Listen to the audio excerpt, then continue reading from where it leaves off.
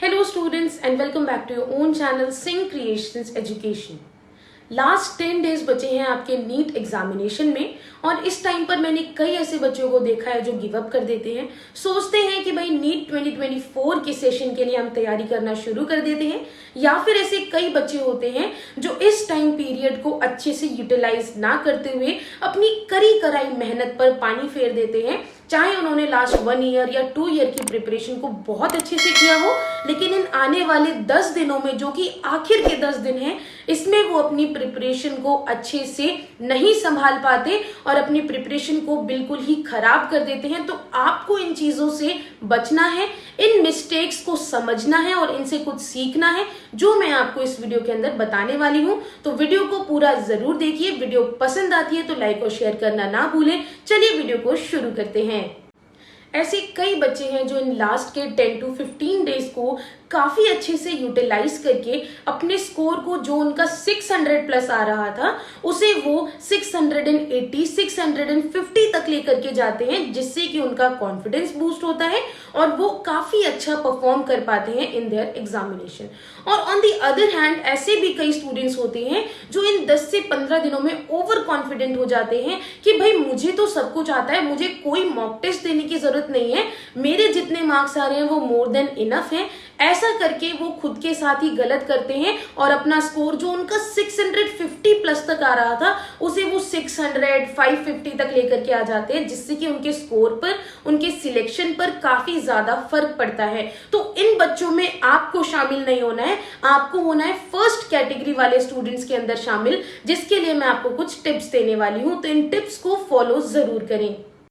सो बच्चों, सबसे first tip मेरी होगी, don't start something new now.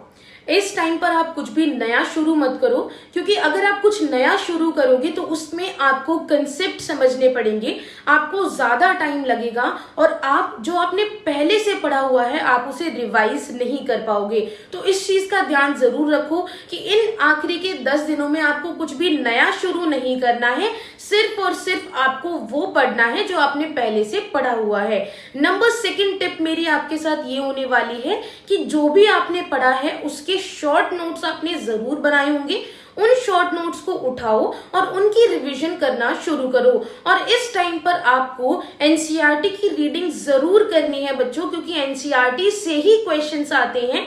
हालांकि आपने 10 बार पढ़ ली होगी अपनी एनसीईआरटी, लेकिन मैं चाहूंगी कि इस रिवीजन टाइम पीरियड में आप 2 बार और अपनी एनसीईआरटी को पढ़ें।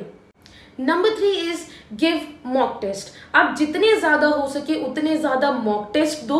हालांकि ऐसे कई बच्चे हैं जिनका सिलेबस भी कंप्लीट नहीं हुआ होगा, वो सोच रहे होंगे कि इस 10 दिन में भी हम और ज्यादा कवर कर लें। बच्चों, नंबर 1 टिप में मैंने यही कहा था कि कुछ नया स्टार्ट मत करो, जितना पढ़ा है एटलीस्ट उसे तो अपना 100% दो। जितना ज्यादा हो सके मॉक टेस्ट आप दो।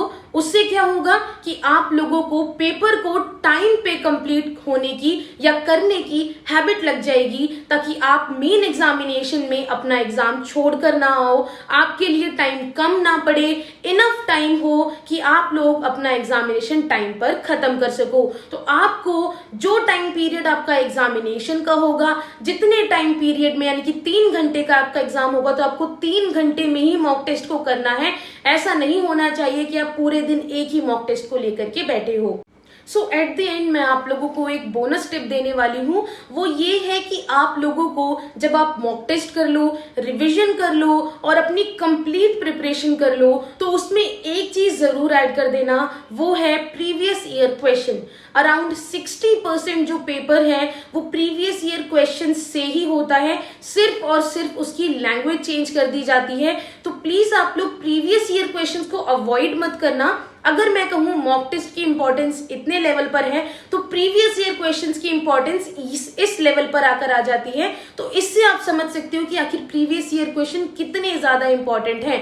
आई होप मेरे इन टिप्स के जरिए आप लोगों की हेल्प हो आपके एग्जामिनेशन में। अभी भी अगर किसी चीज का डाउट आपके मन में है, कोई भी चीज समझ नहीं आ रही है, तो कमेंट सेक्शन में कमेंट करके आप मुझसे पूछ सकते हैं। With that said, thank you so much. मिलते हैं नई वीडियो के साथ। Have a good day. Bye bye.